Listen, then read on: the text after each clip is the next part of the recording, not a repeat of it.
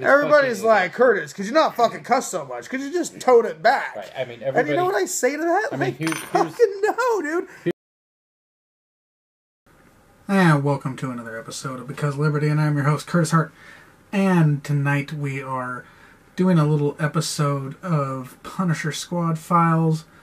So, filled out a couple of police reports. Caught a couple of bad guys. So, well, one is in custody, another one's being investigated. I'll talk about the one that's being investigated once that pans out. Couldn't catch a bad guy last night, but was able to get his license plate and all sorts of other information and pass that information along to the police.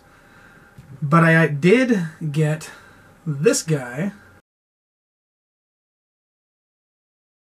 Alright, we'll throw some pictures up there. I'll edit that in.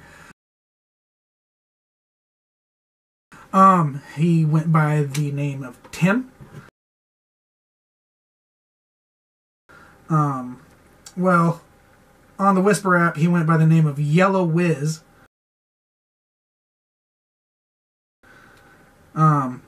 Said that he's from, South Korea.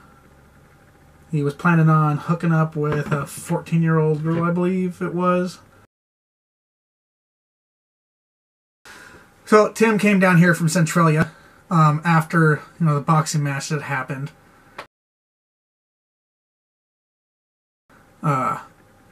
He was partying it up with his buddies, went over there, had himself some carne asada and some rice, called it real Mexican food. Like, I'm having real Mexican food. And, then watched that boxing match, and then he decided to come down to Kelso to meet what he believed was going to be a 14-year-old girl, to have some sex. He went through the whole, usual list of sex acts that he wanted to do with this girl up at his house. He was going to take her back. Made sure to have her lie to the roommate and say that she was 18 if the roommate saw her. Talked a lot about being scared. Really wanted to not get caught. Maybe just don't try to have sex with little kids. That's what I would suggest.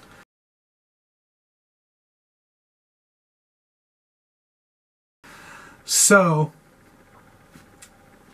good old Tim, he hopped in his silver Nissan Sentra, which is what he described in the text messages, and he drove on down here. He gave me his phone number,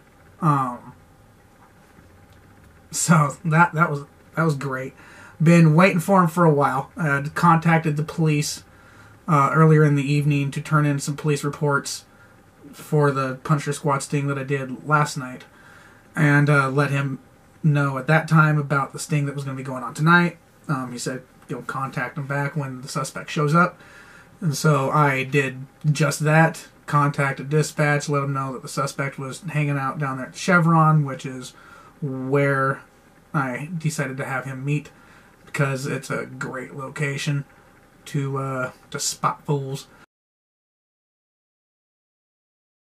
So I was able to get his license plate while he was down there at the Chevron, relay that back to dispatch. And then I told him that I was going to be taking a shower and that I'd be there in about 10-15 minutes, and he immediately hightailed it on over to the Red Canoe that is across the street from the Chevron, and he relayed that message to me in the Whisper app, and then he waited over there. So I went down and I took some photos of him hanging out. And right after that, the police showed up on scene. So I walked across the street, took some video of him being arrested.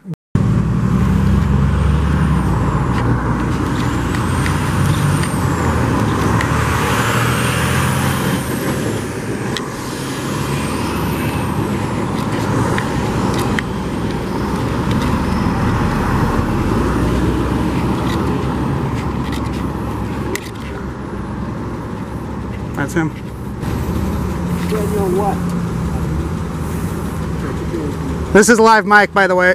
Just calling it out.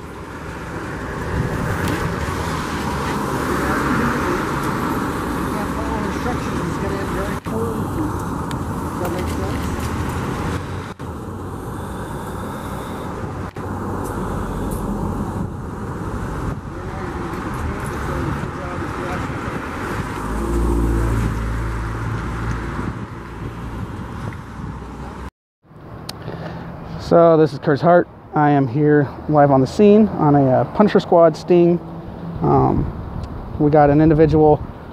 Go ahead and put that over there like that. Can't really see too well, but he's jumping in the cop car right now. He was coming down here from Centralia. Thought he was going to be having sex with a 13-year-old girl, 14-year-old girl. Went through all the usual list of sex acts that he was wanting to do with this girl. He's going to take her back up to his house up in Centralia for the evening and do all sorts of nasty, disgusting things. Except he wasn't talking to a 14-year-old girl, he was talking to me. But yeah, so don't be coming to Kelso looking for sex with little children, because you might be showing up and seeing this guy instead. For more information, go ahead and check out punishersquad.org or becauseliberty.org. Check out punishersquad.com too, but I'll just take it to punishersquad.org. Yeah, so we are here in Kelso, Washington, sorting this business out, and this is Curtis J. Hart. And then, yeah, I talked to the police, showed them my phone, showed them the evidence that I collected against him so that they had probable cause to arrest him. It sounded like they're going to be arresting him for attempted rape of a minor. That would be in the 3rd degree because of her age. And that probably the communications with a minor for immoral purposes over via electronic device, which is that's a misdemeanor charge. I think it's a gross misdemeanor. It catches you time on the sex offender registry at the very least. Told me where he worked, bragged about making good money up there. So, yeah, I mean, he was planning on coming down to Cowlitz County for a little bit, swooping up one of our little girls, taking her back up to his county, and then doing God knows what. Well, I mean, I know what he was saying he was wanting to do. It's in the messages. So, yeah, there's that. Kelso Police, when I showed up, you'll see it on the tape. I'm not exactly sure how well the audio works on this camera specifically, so I'm not positive exactly, because I haven't even reviewed any of that yet. But sounded like the police were asking him, like, what are you doing here? Better start cooperating really quickly. So I showed up on the scene, immediately pointed him out. So yeah, that's him. Showed him my messages. Took a couple of photos. Went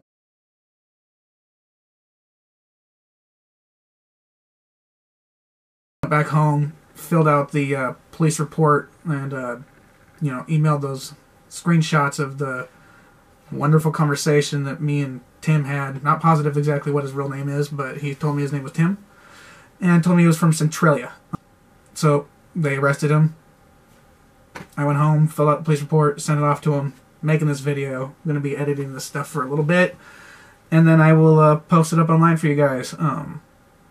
One of the main things that parents need to remember about this is to make sure and have an open dialogue with your children, and make sure that they are very comfortable coming to you with any problems. If they run into a predator online, they need to be able to come and tell you what's going on. The worst thing that could happen is that you are in a situation where your children don't feel comfortable coming to talk to you because they feel like they might get in trouble for whatever reason. And a predator can reach out to a child online in a number of ways, be it through Facebook, through Skype, Snapchat, Kick, Whisper. I would highly suggest you don't let your kids on Kick or Whisper at all. This is just the devil's playground. But, child predators can reach out to your children on Xbox Live when they're playing Minecraft on the computer. Just a number of ways. It's not just through instant messaging on Facebook, though, because I've caught one predator through Facebook, but for the most part, it's on apps. So, yes, make sure that your kids understand that they can come and talk to you about anything. Because if they feel like they're going to get in trouble, they're not going to come and talk to you. At best, they'll block somebody. And then, if they block this child predator, it's going to be blocking it from them. But they might go on and be talking to somebody else. And if the predator would have been blocked that I caught on Facebook before, if it just would have blocked them straight out the gate, wouldn't have found out that he was already victimizing a small young child. So we were able to stop that from happening specifically because I continued on the conversation with the scumbag instead of just hitting block. But the reason why we found that guy was because the little girl in that case came forward to her mother right away and told her that a predator had reached out to her. So parents, hug your children and then let them know that they can come and talk to you when this kind of thing happens, because you don't want to lose your child to some disgusting predator with every intention to scar them for life. So this has been Because Liberty. I'm Curtis Hart with Punisher Squad, and go hug your kids and be happy and free. Have a good night.